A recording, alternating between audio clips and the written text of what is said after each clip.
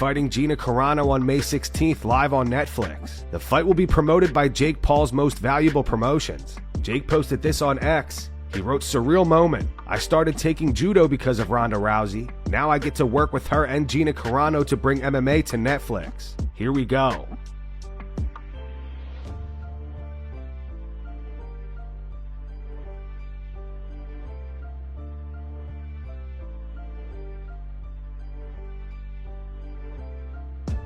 Ronda Rousey's last fight came against Amanda Nunes in 2016, where she was stopped by TKO just 48 seconds into the first round. Gina Carano last competed against Chris Cyborg in 2006, and she too was finished by first-round TKO. Ronda posted this on X. She wrote, "Been waiting so long to announce this. Me and Gina Carano are gonna throw down in the biggest super fight in women's combat sport history. And we're partnering with the Fighter First promotion Most Valuable Promotions, as well as the baddest streamer on the planet, Netflix. This is for all MMA fans past, present, and future. More to come, much more." Pro MMA fight, 145 pounds, 5 5-minute rounds in a hexagon. As of right this second, no other fights have been announced. I know they're taking a big swing here. I suspect big names will be on this card. And it's unclear at this time if it's a one-off for MVP as far as MVP MMA is concerned or Netflix MMA is concerned. But man, what a splash. And then when you consider the fact that, wait a second, like didn't we think all this time that Ronda Rousey and Dana White were very close? And I suspect they are still close. But to see her come back, not under the UFC banner, in May, a month or so before that big White House card. This is a fascinating time, and it's also, I think, a jolt of adrenaline and excitement for the world of MMA, which, let's be honest, at times has felt a little bit stale, if only because the UFC has no competition. And I'm not here to suggest that MVP is the new competition for the UFC as far as MMA is concerned. This, for now, is just a singular event. But if they could get some momentum, just like they had a singular event not that long ago that spawned into this, massive business with MVPW and all this stuff, the times could get very, very interesting. Following his first-round TKO loss to Zhang Mingyang back in April last year, Anthony Smith announced his retirement from MMA. Yesterday, news broke that Smith will now be competing in bare-knuckle MMA. He's set to face Chase Sherman under Jorge Masvidal's Gamebred Promotions in a 16-man tournament on April 10th. Khamzat Chimaev has been training with Khalil Roundtree. Here's footage of Khamzat taking him down this week.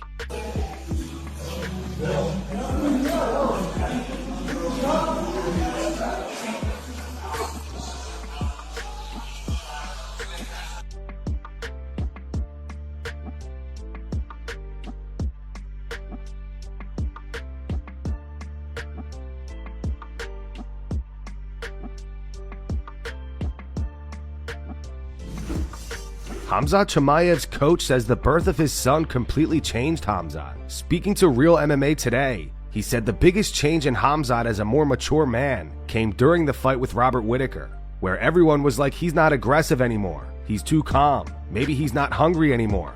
Maybe he lost the aggression. That specific year was when everything switched because his son was born 1 year ago. Right before that fight, Khamzat's son needed to get surgery. I knew everything was okay with him, but people who didn't follow that were worried. Before, he had an animal inside him that was controlling him. Now he's mature enough to still have that monster inside him, but he controls it. Then he went and fought Robert Whittaker, and everybody saw what happened. Max Holloway's chat asked him if he was in fight camp for his rematch with Charles Oliveira, which goes down in just 3 weeks at UFC 326. Starting camp, brother. We are what, 3 weeks out of the fight? The hell? 3 weeks? If I'm starting camp right now at 3 weeks out of the fight, that'd be just ridiculous, bro. Israel Adesanya reacts to Joe Pyfer saying he doesn't wrap his hands in his fights. The two are set to fight at UFC Seattle next month. In an interview with Combat TV, Izzy said, "Yeah, he's a strong, powerful fighter. I heard he doesn't wrap his hands because he likes to throw bombs. I'm like, cool, I welcome that. I don't wrap my hands before I do pads. Before I spar, I don't wrap my hands either. He's a dangerous guy with a powerful right hand. Good wrestling. His jab is pretty educated. We're taking him very seriously because he's a dangerous man, but so am I. I'll say for me, it's not really about him. This is about me.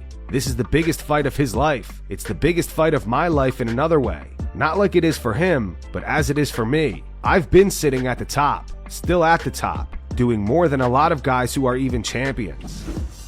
Joaquin Buckley isn't too happy with Dana White. Buckley has responded to the footage of Dana reacting to his back and forth with Terrence Crawford.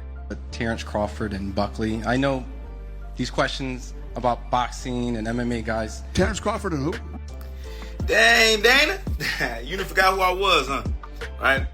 You done forgot the dude that got, knockout of the year 2020, right? One of the most viral knockouts known for the UFC.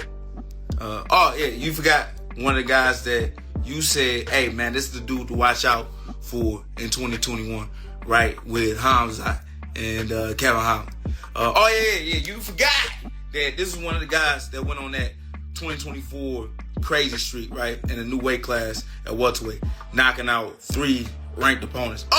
You forgot that this was one of your most viral fighters that always get his name clipped and mentioned in everything he do. Look, Dana, it ain't nothing personal, bro.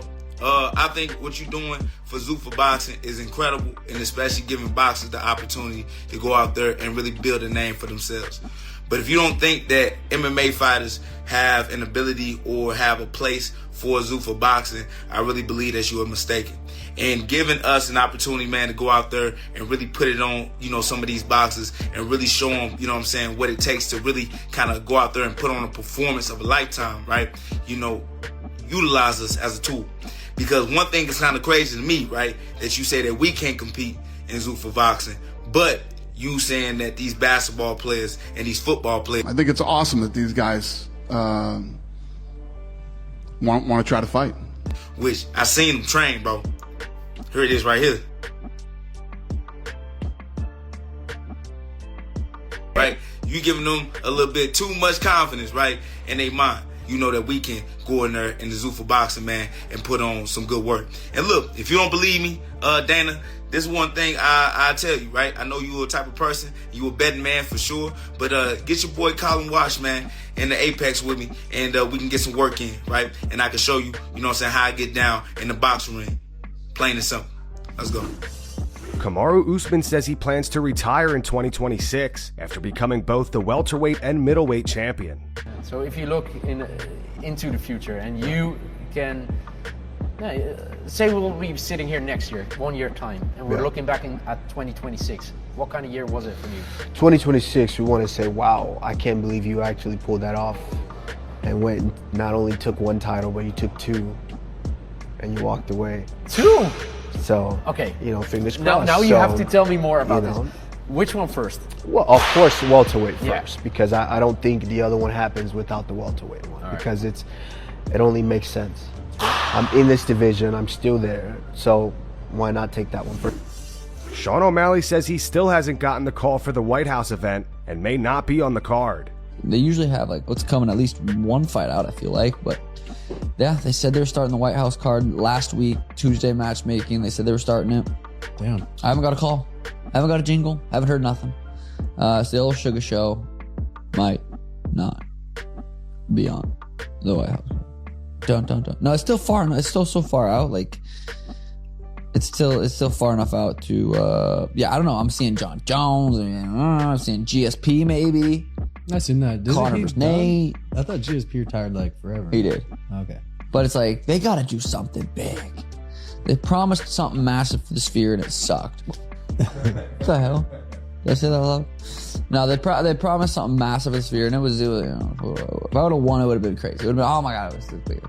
Lost. Yeah, 6-7 fights. We talked about no update there. No update there. Colby Covington, Ian Gary, Colby versus who was I seeing? Patty. Yep. Colby versus Patty. Dude, there's some fun fights. There's some fun fights, and now's the time to make it. Pettiver's gone. Yeah. I feel like that would be a little bit of a disappointment. That would be very disappointing. But they would call it the interim belt, triple champ. I mean, there's something they could do with that. But Daniel Cormier takes down his sparring partner.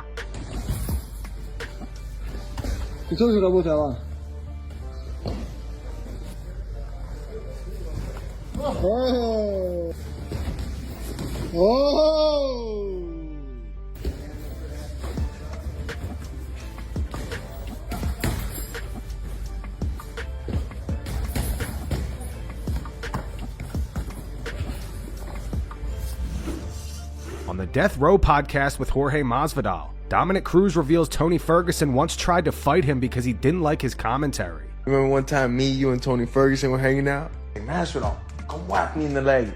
I'm like, nah, Tony. Just come kick me in the leg. And I get up and I give him like a little love tap. All right, Tony. And then he goes, Dom, kick me in the leg. Whack the f***. And I'm like 4 in a row, like, bah, bah. No. I actually don't remember this at all. Where were we? We were in California. I was a special guest. You were commentating. And Nate Diaz fought Anthony Pettis, I think. Wow. Was it up outside? Outside. This is when you tried to fight me or something out there. Yeah. I was still in my suit. Yeah, I remember that. Dude. I wasn't going to bring that part up. I don't remember kicking him. I just remember him asking me. Like it was yesterday. See, I blacked that out. That makes sense why he wanted to fight me, though. Because when we were sitting there, I remember my thing was different. My memory was he came up to me and said, I don't like the way you commentated one of my fights. And he's like, you want to move? And I was like... That was the same day. That was the same day, right? Like later on, I think. Yeah, okay, so now you're telling me why that happened. I don't remember kicking him, so that makes sense that he would ask me if he wants to beat my ass now that I'm in my suit upstairs. That makes more sense. I only remember that. I don't remember ever kicking him. That's wild. You sure that happened? You sure it wasn't somebody else? 110%. You were right here next to me, sitting down right here. In the wake of the news that Ronda Rousey will be fighting Gina Carano, Ariel Helwani reshared a 2019 interview with Carano. In the clip, she discussed how the UFC tried to book her against Ronda back in 2015, claiming Dana White offered her $1 million for the fight. She said she asked for more time to prepare, but felt Dana was pressuring her through the media. According to Carano, Dana later sent her a text calling her a bitch. She initially thought it was sent by mistake, but says Dana told her it wasn't. I remember they finally called for a meeting, and I walked in. They were like in this restaurant, and they looked like two big, muscly guys at a table in like the middle of like Hollywood. And I remember thinking, what took you guys so long? I've been what took you so long? And so they were like, okay, well, we'd love to offer you $1 million. We'd love to, have that fight. Dana was out there talking about me and like saying, talking about my name and like telling the people that he was going to sign me. And I don't even have a team yet. And I was like, that's not what we discussed. You're supposed to give me at least 6 months to kind of like find a team. And then he started trying to put on the pressure through the media. And then it just really it was a bummer because I told him over text message, that's not what we talked about. I need time. So then he kept on doing that. And I'm still kind of searching for a team and like feeling all that pressure. And then he sent me a text message that said, this isn't like something us around, like, effing us around or something like that. And I sent a text message back. I said, I think that you sent that to the wrong person. And he said, I don't think I did. And that was the last conversation that we had over text message, because I don't think that was like the kind of environment I wanted to come back into. And that's going to wrap it up for the news. Thanks for watching. For daily MMA news and content, subscribe to Full Mount MMA and click the bell icon to be notified when we post videos. Here are the 3 top comments from last video. These comments are in reference to the footage of Rampage Jackson going off on a fan just for asking him about his fight with John Jones. The first one says, Rampage calling people low IQ is like John Jones calling people assholes. The second one's from Yo Just Chill. It says, well, it's obvious where Raja gets his weak ego from. And the final one's from Fabio. It says, Rampage is immature as he acts like a drunk teenager. Those were the 3 top comments from last video. If you want to be featured in the next one, all you have to do is comment down below. And if you missed yesterday's news, click the video on screen right now to get caught up.